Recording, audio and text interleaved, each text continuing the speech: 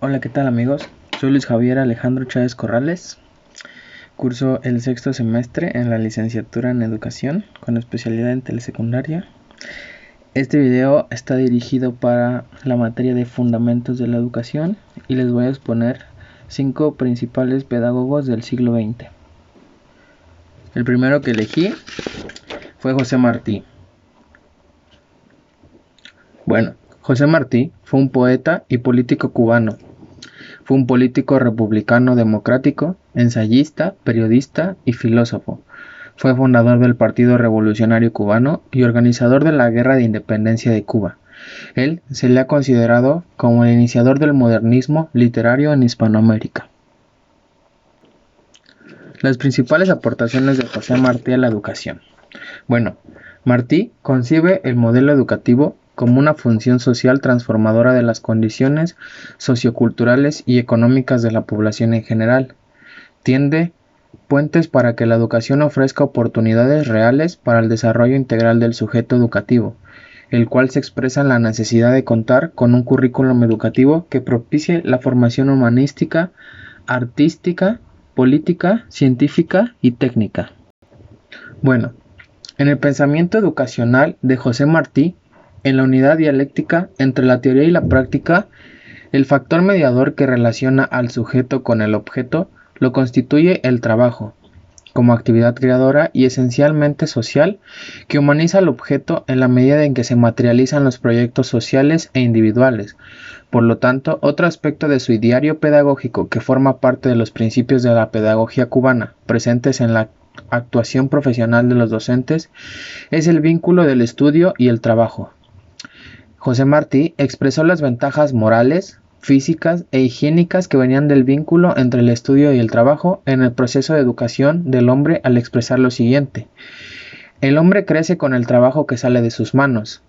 El que debe de su bienestar a su trabajo o ha ocupado su vida en crear y transformar fuerzas y en emplear las propias, tiene el ojo alegre, la palabra pintoresca y profunda, las espaldas anchas, las manos seguras, esos que hacen al mundo.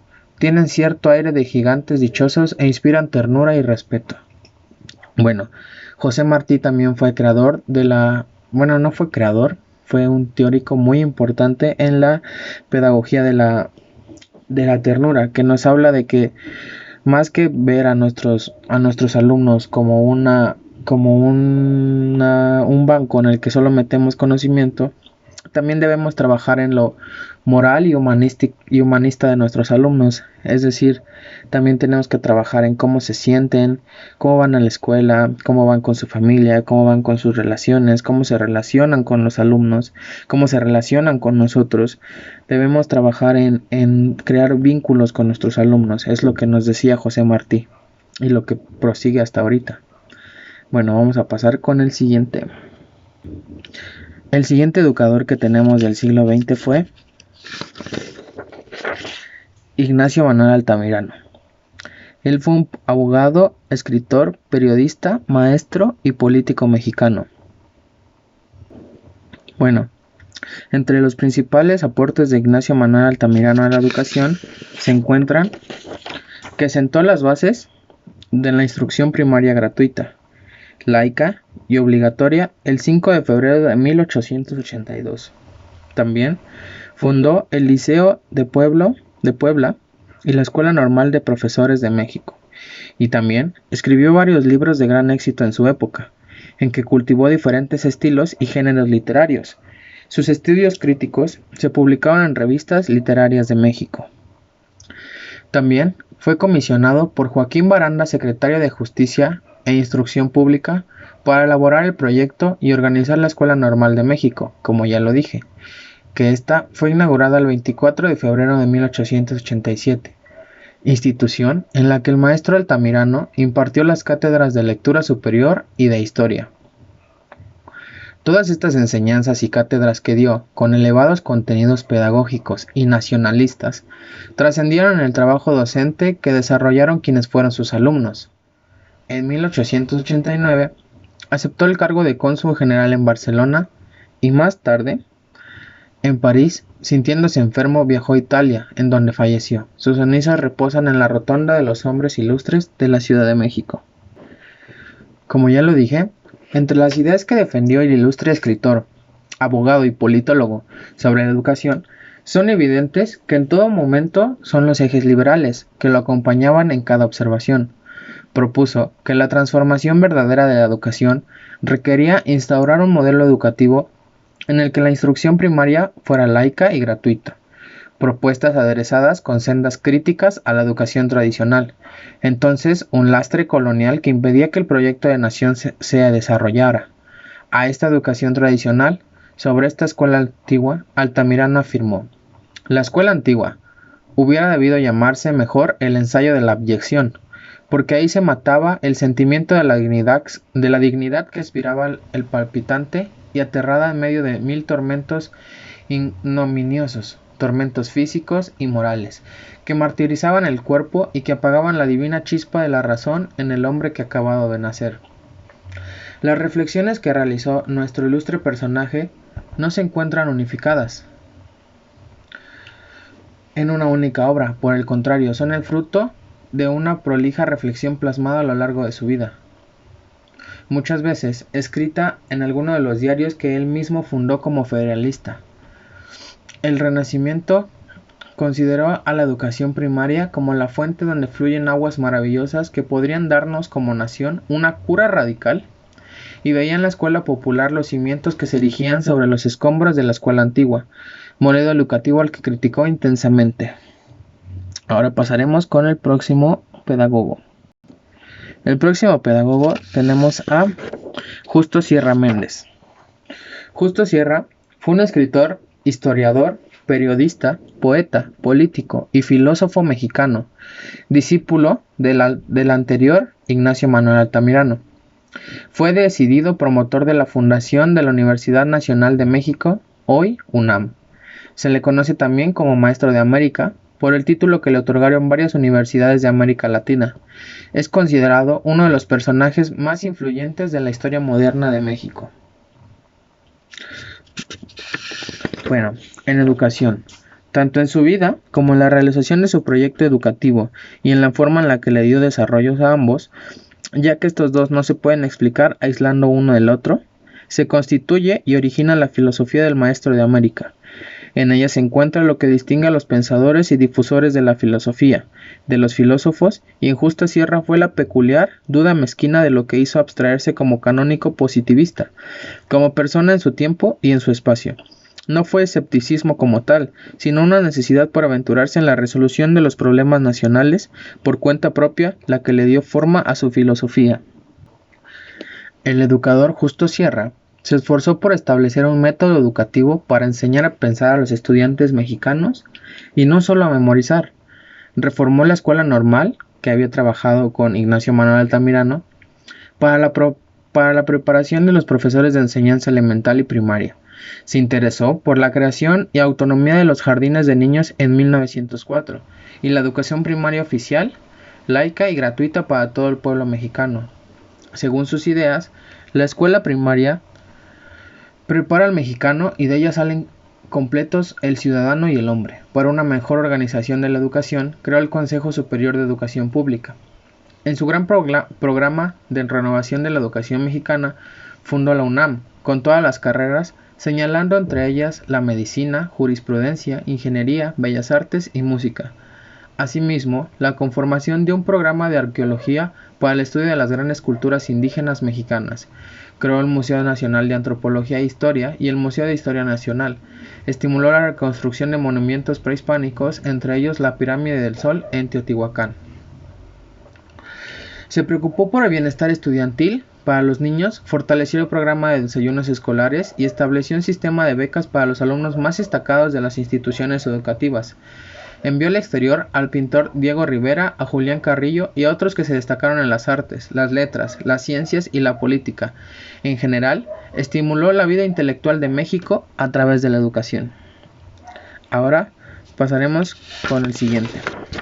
Paulo Freire. Paulo Freire fue un pedagogo y filósofo brasileño, destacado defensor de la pedagogía crítica. Es conocido por su influyente trabajo en Pedagogía del Oprimido, que generalmente se considera uno de los textos fundamentales del movimiento de pedagogía crítica y que en nuestros pasados semestres tuvimos que leer.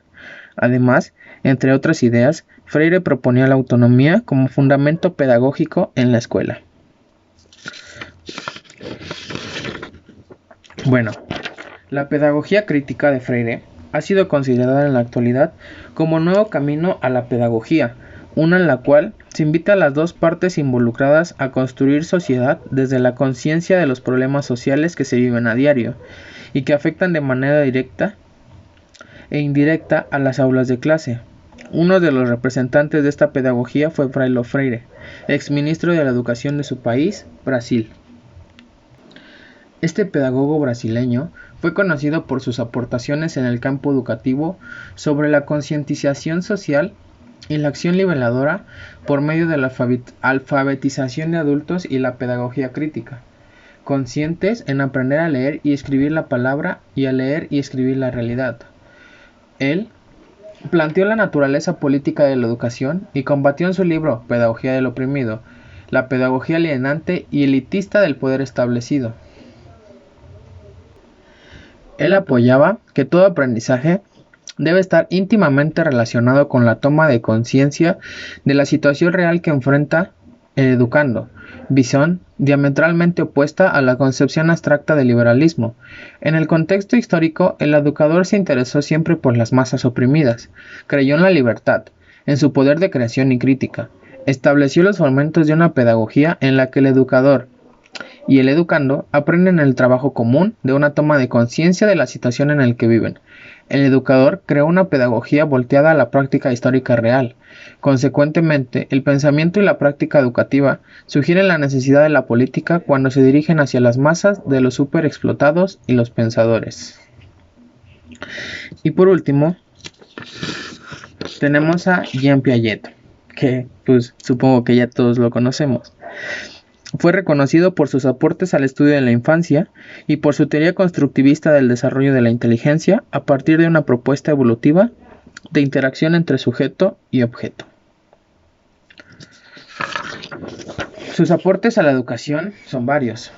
Él publicó varios estudios sobre psicología infantil e inicialmente partió en la detallada observación del crecimiento de sus hijos.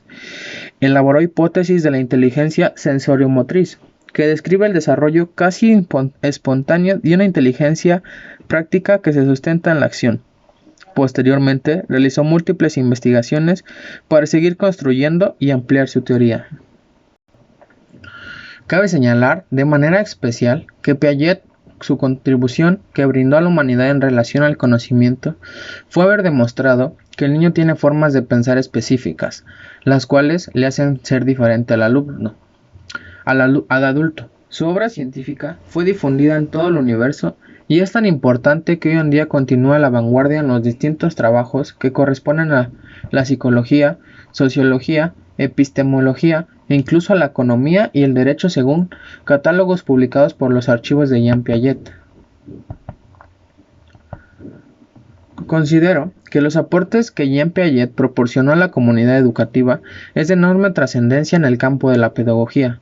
En su teoría, sustenta el funcionamiento de la inteligencia, el concepto de esquemas, el proceso de equilibración y las etapas del desarrollo cognitivo, ya que él parte o concluye que la enseñanza se produce de adentro hacia afuera, o sea que su finalidad es ayudar al crecimiento intelectual, afectivo y social del niño, pero basada que ese crecimiento es el resultado de procesos evolutivos que de manera natural se producen.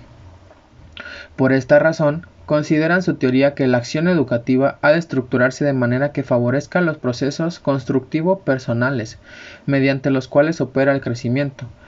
Las implicaciones del pensamiento piagetiano en el aprendizaje realmente inciden en la concepción constructivista del aprendizaje.